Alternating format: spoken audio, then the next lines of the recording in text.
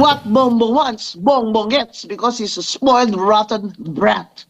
Oh, ganito ba? Ito ba ang pinaglalaban din ng ombudsman? Hindi, it's a constitution. Dapat trabaho nyo yan. Trabaho nyo yan.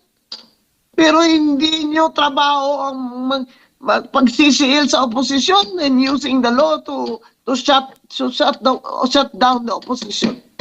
Yun ang nangyayari dyan. Walang naniniwala. Kaya mga tao nandyan sa EDSA dahil hindi na sila naniniwala.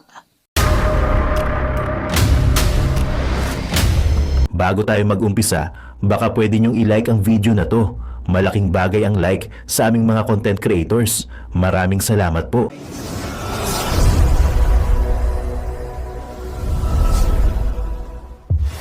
Itong nangyayaring rally dyan po sa EDSA People Power Monument ay wala daw permit. Ito ho ba'y bawal o may legal na basihan para po sa inyo? Ang tinatawag nila ng mga pulis dyan ay lightning rally. Sa akin, ang tawag ko dyan ay civil disobedience. Ibig sabihin, ang hindi na obey sa regulasyon ng permit, o hindi naman marahas na paraan. Kasi sawang-sawa na mga tao, at kung hihingi ng permit, palagay ko, mabakuran na naman nila. Kagaya ng mga ginagawa ng mga pulis. Sasabihin nila, dyan lang kayo pwedeng tumayo. At dyan lang kayo pwedeng magsalita. Kaya pong nangyari ngayon, is basta nagdagsaan na lang yung mga tao doon. Nagtawagan sila na, oy, sumama kayo, punta kami ng EDSA. Kaya ngayon, the government represented by the police is now in a quandary. Nahihilo sila kung sino ang kanilang huhulihin. Kung sinasabi nilang walang permit, di illegal assembly. Sa akin, it's civil disobedience. I think that the people have a right to speech and express their grievance against our government. Opo. Kaya it's too late for that. Walang permit. Di hulihin nyo lahat. Saan nyo yan ilalagay lahat? Hindi man pwede isa lang hulihin nyo. Unfair naman yun. Opo. Ngayon, 1 milyon yan bukas. Di hulihin nyo 1 milyon. Saan nyo yan ilalagay? Di ba? Sinabi nga ng director ng pulis in general, sabi niya paano namin to hulihin sa dami nila. Tama. Mabuti pa po, tumingin na lang kayo. Manood na lang kayo dyan to make sure na walang away, walang violence. Yan po ang role ng pulis dyan. Opo. Baga dapat irespeto na lang at hindi buwagin, attorney. Paano nga nila mabubuwag? Sila na nga mismo yung magsabi na paano namin to ibubuwagin sa dami nila. The people have now outnumbered the policemen and policewomen din. Paano mo yan bubuwagin? Gamitan mo ng tangke? Gaya nung EDSA, nung kami na 1986? Gamitan nila ng tangke? O di ba all eyes are on the Philippines now? Mga foreign embassies nanonood ang mga ibang bansa. Hindi lamang ito bagsak na ekonomiya, bagsak na ang leadership ni Bongbong Marcos. Opo. Kaya mga tao nagsi-civil disobedience na. Anong gagawin nila? Magasahan nila ng tangke? I think by now that is too late because I think the people who went there are determined to continue the protest. Kasi sukdulan na Sukdulan na. Kahapon, mga Katoliko, Protestante, kilala ko yon si Bishop Efraim Tendero, Protestante, kasama yung mga makaliwa, di ba? Bayan, makabayan. Ngayon naman, mixed group naman, Iglesia ni Cristo, mga Leandro Lebistes sa Batanggenyos, mga Bisaya, mga Muslim, nandyan. Mga friends ko, mga Katoliko, nandyan din. Nagtitext sila eh. Saka mga Protestants, mix yan. Hindi lamang by religion, kundi by class. May may kaya, may mga walang kaya. At mga maralita, mga workers, mga babae, maraming babae dyan sa EDSA ngayon eh. Kaya ano po ang gagawin ng kapulisan? Sagasaan sila ng tangke? In other words, they are now at a loss kung ano ba ito. Saka anong gagawin namin dito? Eh, di si BBM na sumagot sila. Siya naman ang commander-in-chief. Di, sagutin sila ni BBM kung anong gawin niya dyan sa mga tao. Opo. Dapat tanungin ni BBM mga tao, ano ba ang gusto nyo para tumigil na kayo? Opo, at meron ng mga reports, attorney, na meron parang pupunta pa lang at baga paparating at makikiisa dyan po Ay, sa... hindi naman matatapos yan ngayong araw. Hindi matatapos yan. I'm sure, haabutan ko pa yan. Kasi nakaalipad na ako eh, nung nakita ko yung text eh. Nung mga 2 o'clock in the morning eh, palipad na ako sa airport eh. Alanganin na, kaya hindi nyo ako nakikita dyan. Opo. Kaya sa akin, dapat tanungin ni BBM, ano ang gusto nyo? Ano po ang gusto nyo? Kasi BBM, paano ka naman makakatulong dito ng mahimbing? Yung mga tao nasa kalye na, sisigaw na sila, gutom na kami. Sawa na kami sa iyo. Wasak na ang ekonomiya. Walang trabaho. Tapos lahat pa ng oposisyon, sinisikil mo. Papreso mo. May, sabi nila, rally daw yun ng iglesia dahil ayaw nilang makulong si Marcoleta. Sinabi na nga ni Senator Marcoleta na kung ako ay kukulong ninyo, ay ano naman ako, I will quietly magpapasakop ako, meaning surrender, di ba? Ang point doon is, bakit nyo ikukulong si Marcoleta na hindi nyo pa nga nakukulong ang mastermind ng mga massive corruption sa flood control? Nakulong na ba si Martin? Nakulong ba si Bunuan? Ngayon gagawin na naman. Si Bunuan na naman state witness. Eh di niloloko lang tayo ni BBM. Kasi si Bunuan, he is the alter ego of the president. He's a cabinet secretary. Eh kung may mas mataas pa sa kanya na most guilty, eh di si BBM yun. Huwag nilang sabihin na ang most guilty ay si Martin Romualdez. At sinasabi ni Martin Romualdez na hindi siya ang mastermind. Ang mastermind, executive mo. Nandun sa Malacanang. Yan. Kaya, hindi makatanungan ito. Kaya, mga tao ay sari-sari really yun. Yung sabihin na dahil ayaw ng iglesia ipakulong si Marcoleta. Ang Panginoon ang may kapangyarihan. In the end, God, vengeance is mine, said the Lord. Di ba? Hindi naman totoo yan na dahil dyan, gusto nyong ikulong, gawan nila ng kasalanan at krimen. Tiro mo yun, plunder. Walang public funds involved, plunder. Ang plunder, ang element doon ay ill-gotten wealth. Kunyari, kumuha siya ng commission, tumanggap siya ng commission sa isang kontrata na more than 50 million, hindi plunder. O kaya kickback. Mga kickback ninyo dyan sa flood control funds na billion-billion, ang sabi ni Saldico, ang kickback ni BBM ay 25 billion. Yun ang plunder. BBM is liable for plunder according to Saldico. Pero ito si Marcoleta, private funds, inamin niya naman na, these were given to him by his friends, his clients, or whatever, but these are not declared in his campaign contributions because they received them out before the campaign period began. That's why the COMELEC dismissed it. Now, just because they want to shut up Marcoleta, dahil tinutukoy sila ni Marcoleta na sino ba talaga mastermind dito? Kaya hinihiring uli yung Blue Ribbon Committee nung si Marcoleta at si Senator Pia na ang nag-share ng Blue Ribbon.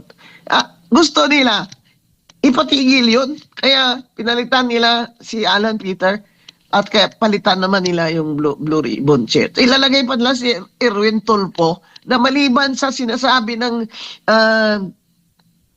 mga ex-soldiers sa security ni Saldico na may maleta din, ayon sa kanila, sinabi nila yun during the hearing. Kumbaga yung madumi ang kamay, yun din ang maglilinis ng kasamaan. He has, in other words, in English, the principle is he has unclean hands. Hindi siya pwedeng mamuno dyan. Kita mo, ibibigay na naman nila sa iba. Hindi, kalokohan. Kalokohan. Ngayon lang ako nakakita ng senador na mga ganito.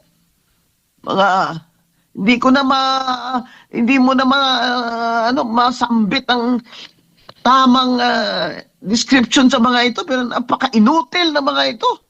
Anong klaseng demokrasya na ito? Kaya yan ang sinasabi ng mga tao. Anong klaseng demokrasya ito na sinisikil mo, BBM, ang mga oposisyon, ginagawa-gawa nyo ng krimen na hindi naman. Grabe kayo.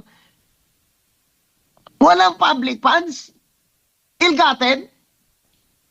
Pag kahit sabihin nyo na hindi niya dideclare sa salin niya, pero inamin niya na nakareceive siya ng ganun na contributions. Ill-gotten ba yun? Kasi in preparation yun for these elections. Ill-gotten ba yun? Hindi naman yun public funds. Hindi naman yun kickback. Hindi naman yun nakuha niya in the performance of his duties. Abay, ginagago nyo na lang kami mga abogado eh. Yung mga, kayo na lang dyan ang nag-interpret sa gusto niya eh. Maawa naman kayo. Maawa na kayo sa Pilipinas. Sa akin eh, hanggang saan po ba ito? Hanggang kailan ba ito na ganito ang gagawin ni BBM sa ating administration na sa atin at gagamitin ng Office of the Ombudsman para sa kagustuhan ni BBM. Hanggang kailan po ba ito? Maawa naman kayo sa mga Pilipino, walang trabaho. 2.4 million walang trabaho. Unemployed, 15 million. Growth rate ng ekonomiya, 2.8 million. Ang utang ay 5.9 trillion. Bawat Pilipino ngayon, kahit sanggol, ay may utang na 165 million. Abay, o 165,000. Abay, hanggang saan mo ba kami, BBM, ilulugmok sa kahirapan? Hanggang saan ba ang pagsisiil mo sa oposisyon? Ganito rin ang ginawa ni Ferdinand Marcos Sr. Kaya, after so many years, grabing struggle yun. Nagpa-snap election siya. Dahil na-pressure siya. Talo pa rin kami sa snap election. Dahil, siyempre, dinaya niya naman kami ni si Cory. Tapos niya nagtawag na sa EDSA ng People Power. Kaya, noon po, ang namuno sa People Power, Katoliko. Ngayon, hindi nyo masabi na iglesia. Dahil sari-sari naman taong reliyon ang nandyan. Opo. Pero ang tanong po talaga, hanggang kailan ba ito, BBM? Sukdulan na ito. Hanggang kailan ba ito? Pero, attorney, mukhang wala pong indikasyon na babawiin po yung isasampang kaso laban po kay Senator Marcoleta dahil ang ombudsman... Wala naman Opo. wala pa naman silang pina-file. Opo. Ang sabi po ng Assistant Ombudsman na Miko Clavano kanina po sa kanyang press conference ay kung ang pinaglalaban daw ng mga relihista ngayon dyan sa EDSA People Power Monument ay transparency at accountability. Ganon din ho. Parehas lang po ang pinaglalaban din po ng nito sa Ombudsman. Anong reaksyon po ninyo? Alam mo, kung bartugulan na lang din, yung batang maliit, ang sagot sa kanya, ngek-ngek mo. Lulukohin mo pa kami. Ngek-ngek mo. Lulukohin mo na naman kami. Pinaglalaban nyo ba, katarungan? inuna nyo pa si Marcoleta kaysa kay Romualdez. Ipakulong nyo sila lahat. Kung talagang ipakulong nyo si Marcoleta, pinapakita nyo lang sa amin na kaya nyong gawin ito. Just because you can. That's what BBM is saying. Oh, they think I can't do it? I can't send Marcoleta to jail because he's Iglesia? Well, just to show them, I can. What Bongbong wants, Bongbong gets because he's a spoiled, rotten brat. Oh, ito ba? Ito ba ang pinaglalaban din ng ombudsman? Hindi, it's a konstitusyon. Dapat trabaho nyo yan. Trabaho nyo yan. Pero hindi nyo trabaho ang pagsisiil sa oposisyon and using the law to shut down the opposition. Yun ang nangyayari dyan. Walang naniniwala. Kaya mga tao nandyan sa EDSA dahil hindi na sila naniniwala. O, BBM, kahit saan ka pumunta, bimigay ka ng bigas. Sigaw ng mga tao, Sara, Sara. Wala nang naniniwala sa iyo. Sinabi nga ng kapatid mo adik ka na cocaine sa 12 years old ka pa lang, BBM di maraming naniwala doon, kapatid mo Ako, naniwala ako doon kay Amy. Oh. Ngayon, sasabihin mo, kahit na ganito, magaling pa rin ako. Ang galing mo mag-English, BBM. Hindi ka na talaga nahiya na ang pangako mo sa Pilipino ay pag ikaw ng presidente ay babawiin mo. Babawiin mo ang image at respeto ng sambayan ng Pilipino na nawala noong panahon ng tatay mo. Pero ngayon na naman, ito na naman tayo. Kaya ang tanong dyan, ano ang plano mo, BBM? Huwag nyo kaming tanongin na ano ang plano namin. Ayan na walang plano. Pumunta ng mga tao sa EDSA. Sari-sari. Nagtawagan lang, nag-ano lang. Ikaw, BBM, ano ngayon ang gagawin mo? Opo. Attorney, sinabi po kanina sa press conference din po ng Palace Press Officer Claire Castro na ipinagtataka umano ni Pangulong Ferdinand Marcos Jr. kung bakit kinakailangan pang maglunsad ng malawakang kilos protesta ang mga miyembro po ng INC at itong iba pang grupo dahil lamang sa kinakaharap na kaso ni Senator Marcoleta. Hindi nga dahil lang kay Marcoleta dahil sukdulan na. Sukdulan na yung pinaggagawa mo, BBM. Yung agawan nyo dyan ng Senate Presidency, utos mo rin yun Ito naman mga senador na to na sana humingi kayo ng kapatawaran bago kayo, grabe yung ginawa nyo sa subayan nyo. Sukdulan na. Sinasabi nga ni Marcoleta, he's willing. He's preparing. He's praying. His wife is, of course, praying, preparing. Sige, kulong nyo si Marcoleta. Kung hindi nyo ipakulong, palagay nyo, hiinto ang mga tao dyan sa EDSA. Sukdulan na, PBM. Yan ang message dyan ng civil disobedience na yan dahil sukdulan na. Opo. Yung pinaggagawa mo. Bagsak na ekonomiya, you're a failure, BBM, you're a failure, President. Hindi ka na naawa sa mga Pilipino, hindi ka na naawa. At least yung tatay mo noon may konting awa pa. Hindi nagpaputok yung mga tangke doon noong 1986. Metrocom, hindi kami pinasok sa UP dahil UP grad alumni siya. Talaga na tumindig yung mga estudyante doon. Hindi papasukin na Metrocom, hindi pinilit Hindi pinagbabaril ni Ferdinand Marcos Pero ito si Bongbong, just because he can. Well, this is my answer to you, Bongbong Marcos. The people are there in EDSA because they have a right to oppose you. Because sukdulan na ang pinaggagawa mo. The people are in EDSA because they have a right. Ngayon, anong gagawin mo? Anong gagawin mo, Bongbong Marcos? Anong gagawin mo sa mga Pilipino? Ikaw ang may responsibility. Hindi kami. The government, the state has a responsibility to us. We don't have a responsibility to our government to BBM. It is our duty to criticize him when he is in the wrong. That's why there is a constitutional right in the Bill of Rights, the freedom of speech and the press and expression. It is the state, it is BBM who has a duty, not the people. He must perform his duty and he should ask himself now, what am I going to do with these people? What are they angry about? Hindi yung nagulat nga si Presidente kung bakit pa sila nagagaganyan dahil lang nakukulong ko si Marcoleta.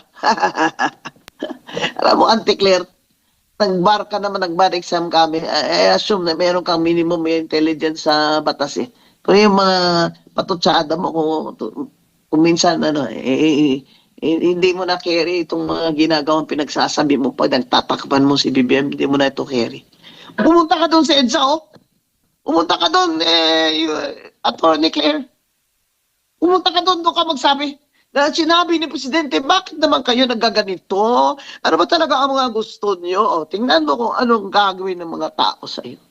Makakita ka ba ng Presidente na minumura ng mga tao? Klaseng Presidente. Sa United Kingdom, minister doon na cannot perform his job, resign agad In Korea, former First Lady, 7 years for graft and corruption. Ito, basta lang, kapalan na lang. Because I can, sabi ni BBM. Just because I can. Ayan na. Opo. Maawa na kayo. Maawa na sana ang Panginoong Diyos sa mga Pilipino. Opo. Attorney, bago ko lang ipasa kay Partner Admar, naglabas po ngayong araw na ito ng pahayag si Senator Ping Lacson, kaugnay nga dito sa nangyaring rally. At naniniwala po siya na hindi po bibigay o magpapadala si Ombudsman Boying Rimulya sa anumang pressure na maaring idulot po nitong rallying ito. Abay, imbis na siya ang pumanig sa atin, kung sa bagay yan, din yan, nakick out din yan ng EDSA 2 Di ba kay ERAP yan? Si PNP yan, si Ping Lacson ni ERAP Pinatalsik din natin yan sa EDSA 2. Abay, Senator Lacson, imbis na pumanig ka sa mga tao, sasabihan mo pa kami na hindi siya mag-give in. Bakit? Sinabi ba namin na mag-give in siya? Ang rally na ito, ang civil disobedience na ito, ay para kay BBM. Instrumento niya lang ang ombudsman. Huwag mo kaming tatakutin na hindi yan niya aatrasan. Hindi ka na aatras. Ready na nga si Senator Marcoleta na mag-surrender sa inyo. Alam naman niya na hindi nyo naman ito, hindi naman kayo aatras. Wala pong nagde-dare sa inyo. Wala pong nagde-dare kung kaya nyo. Kaya nyo po. Kaya po ninyo. You can do your worst. Yun ang sinasabi ng mga tao dyan sa EDSA. You can do your worst. And nung 86, People Power 1, People Power 2, it was cardinal sin. Ngayon, dahil iglesyang sinasabi nilang nag-lead dito, masama ang iglesia. Abay, hindi naman yata tama. Dahil kahapon, mga Katoliko naman, Protestante at mga makaliwa, mga makbayan na yan at makabayan, bayan na yan ni Risa Untiveros, tapos na sila kahapon. O di yung mga taong iba naman, ngayon, naman masama. Ang kaibahan, dahil mas marami ngayon, kaya nabubulaga si BBM. Nabulaga siya. Hindi nila akalain. But you know, in the history of the Philippines and even in other countries where the people had an uprising, talagang sacrifices have to be made. And I think that's what Senator Marcoleta is doing. He will willingly go to jail. So, Ping Lacson should no longer warn us. Because we already know that. They have the power. The state has the power. BBM has the power. The Ombudsman has the power. All of you, you have the power. But there's going to be so many people there. Maybe abutin niya ng million dyan sa EDSA. Ano yan? Anong klaseng power yan? You cannot ignore that. Foreign countries or embassies here, they cannot ignore that. Pupunta ka sa ibang bansa, BBM. Mangungutang ka na naman. 5.7 na ilang trillion na dollars ang utang mo. Tapos, grabe. Yung growth rate, 2.8% lang. Kaya, uutangan niya ng uutangan hanggang lubog na tayo. Ayan na po. Maghihintay tayo na talagang baon na. Nakakatakot na po talaga. Nakakatakot na po talaga ng ekonomiya natin ay baon na. Opo, Attorney, maayong hapon, si Admar po ito. Attorney, ang banggit din po ng Malacanang, sinasabi nila na wala daw banta sa kanila itong naging rally ngayon dyan sa EDSA People Power. Pero kapansin-pansin na medyo lumawak yung radius ng kanilang nilagyan ng mga container vans, mga barbed wires or razor wires sa paligid po ng Malacanang. In fact, sabi nga nila nakakasagabal daw sa trapiko yung ginawa na rally dyan po sa EDSA. Pero meron din silang sinara mismo kahit wala doon yung mga taong nagpoprotesta, Attorney. It's a war, you know? It's a battle formation. Those of you like history of battles, it's a battle formation. Ibig sabihin, the people have reclaimed so much land, so much territory, that they now have to expand, atras their blockades. The people have conquered territory. That's why BBM's police, atras, they now have to anticipate, kaya lumalaki yung kanilang blockade. But do you really think that's going to stop people from just crossing over? And what are you going to do with these people? You're gonna shoot them all? Are you gonna shoot them all? You see? Because it's a battle and the people know it. It's a battleground. It has become a battleground. Kung bibilangin mo, ilan ba ang pulis sa NCR? Ilan? Alam niyo ba kung ilan? May 1 million ba? Wala po, hindi aabot. Meron, wala. Kung mag2 million sa EDSA in the next 2 days. Paano? Bang ginagawa ng pulis, nakikipag-tulakan sila sa mga tao. Dahil the people are claiming territory. Push. Ginagawa din namin yan noon. Opo. Atras ang kasi pinupush ng mga tao. You think they can push back more than 1 million people in the next 2 days? Nahihirapan sila. Sabi nila, magugutom din yung mga yan. Baka. Magugutom din yung mga yan. Ewan ko lang kung uuwi. Kasi hindi yan hakot eh. Yung mga tao hindi hakot. Malakas ang commitment niyan sa cost niya. Ayun ang problema. So, now, the government has a problem.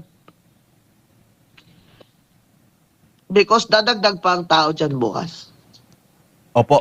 Ang tanong dyan, anong gagawin mo, BBM? Huwag nilang isumbat sa atin si Senator Marcoleta. Dahil willing naman siyang magsurrender. Alam naman ng mga tao yun. Still, pumunta silang EDSA. The message is, sukdulan na, hindi na pwedeng, hindi kami magprotesta in any way that we can. Basta wala lang karahasan. Ngayon nga makaliwa, kahapon eh. Gusto nila, sila lang dun sa rally nila. Di sila lang, ilan lang sila. Ngayon, ilan ba mga tao ngayon? Ano estimate daw ng pulis dyan? Ilan? Lagpas 11,000 na raw po. Sa kanilang tansya. Konti yan? Napaka-konti naman yun. Konti naman baka minimize nila. Kasi yung nasa INC rally kami dun sa Luneta, almost 1 million or little over 1 million yun eh. Yung makikita mo sa drone. Opo. Bukas. Ama naming Diyos na makapangyarihan sa lahat, salamat po sa iyong pagmamahal na hindi nagmamaliw. Sa gitna ng kaguluhan sa aming bansa, turuan niyo po kaming magtiwala sa iyong hustisya at hindi sa hustisya ng tao. Linisin niyo po ang aming mga puso at ituro niyo po ang tamang daan ng katotohanan at pag-ibig. Tulungan niyo po kaming maging ilaw sa gitna ng dilim at ipakita sa mundo na may pag-asa pa sa pangalan ng aming Panginoon Hesus. Salamat po sa pag-ibig po ninyo at salamat sa pagdinig ng aming mga panalangin at iligtas niyo po kami. Sa pangalawa po niyong pagparito at patawarin po kami sa lahat ng aming mga pagkukulang at pagkakasala sapagkat ito po ang aming samutiling sa matamis na pangalan ng aming Panginoon Hesus. Amen.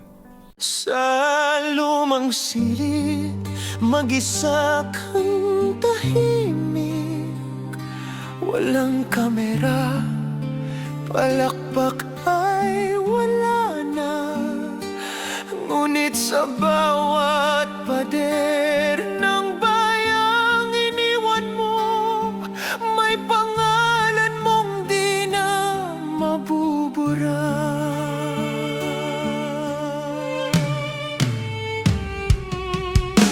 Minsan kang naging balikat ng mahihina, kalaban ng takot, kakampi ng masa. Di mo man laging nasabi ang tama, pinili mong ipaglaban ang madla. Hindi ka sakdal gaya naming lahat, pero tumindi ka ng walang pag-atras. At ngayong pagod ka na, tatay, kami naman ang sasalo ng bawat bigat.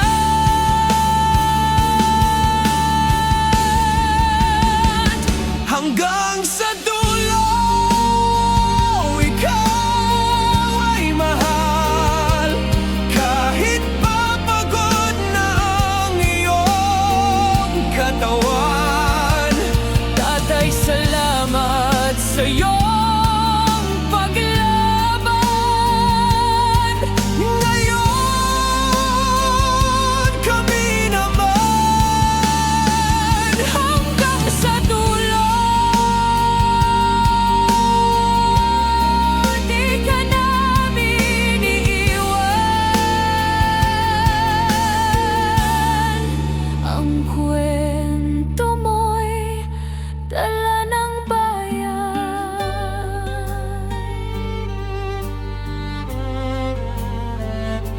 Tahimik ka na sa mga batikos, wala nang tugon, wala nang galit, pero sa mata ng mga maralita, naroon pa rin ang tapat mong alaala. Marami mang di nakaintindi, marami pa rin ang di nakakalimot.